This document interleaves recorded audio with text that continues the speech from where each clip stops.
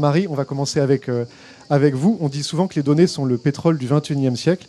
Et si c'était désormais l'information qui devenait la véritable matière première de l'économie, est-ce que l'intelligence artificielle n'est pas en train de transformer notre rapport à la valeur ? Oui, tout à fait. Merci beaucoup pour cette question qui est très importante. Je pense que l'IA démocratise l'accès aux signaux, donc à la donnée. Et on le voit par exemple en finance, où il y a une explosion de la donnée alternative, de la donnée textuelle, de la donnée satellitaire, qui va être utilisée, incorporée comme signal pour prendre des décisions financières, par exemple des décisions d'investissement. Alors, est-ce que ça change la valeur de la donnée ? Je pense que oui. On connaît tous le paradoxe de Grossman et Stiglitz. Si l'info était gratuite et qu'elle était parfaitement accessible et instantanément intégrée, elle perdrait complètement de sa valeur. Et donc, il faut qu'elle soit coûteuse, qu'elle soit difficile à obtenir, à interpréter ou à vérifier, et on va y revenir, pour qu'elle conserve de la valeur.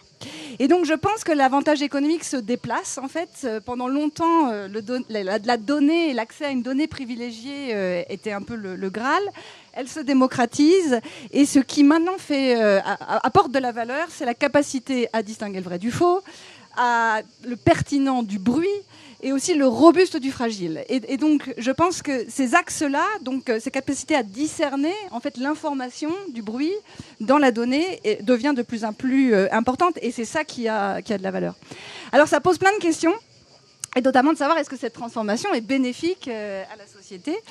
Alors, il y a des changements qu'on observe déjà. Je ne sais pas s'ils sont bénéfiques ou pas, mais par exemple, on voit un déplacement des rentes informationnelles. Par exemple, on le voit dans la gestion d'actifs, où des gérants actifs, ceux qui sont les mieux capables d'interpréter rapidement l'information sont ceux qui vont maintenant, aujourd'hui, capter la rente informationnelle, alors que d'autres, au contraire, sont pénalisés, ceux qui utilisent des informations traditionnelles. Donc, on voit que ce n'est plus les mêmes acteurs. Il y a des travaux académiques très intéressants qui le montrent, qui bénéficient de cette information.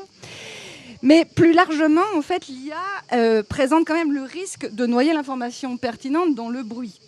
Et une des raisons, c'est que, par exemple, on utilise tous des large language models qui sont extrêmement biaisés du fait de leurs données d'entraînement. Et on a une vision assez imprécise de ces biais. Alors là aussi, il commence à y avoir beaucoup de travaux académiques, par exemple sur les biais sectoriels.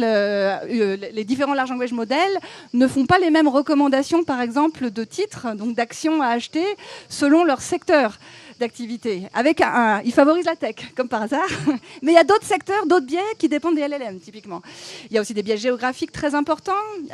On favorise les titres américains par rapport aux titres européens. Donc, tous ces biais peuvent être potentiellement problématiques dans l'interprétation de l'information.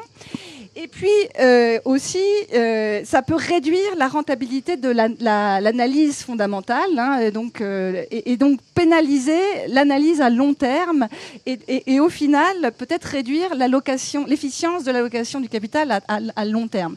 Donc ça, c'est des choses où on commence à avoir des évidences très partielles, mais c'est certainement des questions qu'on doit continuer à se poser. Et dans le domaine de la production scientifique aussi, je pense qu'il faut être extrêmement attentif. Il commence à y avoir quelques travaux qui montrent aussi que ça peut dégrader la production scientifique, parce que les scientifiques, eux aussi, utilisent l'IA pour générer plus rapidement des papiers scientifiques. Les papiers produits avec IA, quand on arrive à le détecter, ont tendance à avoir une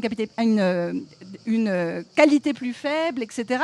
Donc il y a toute cette question de l'impact que ça peut avoir à plus long terme sur les décisions économiques et sur la société.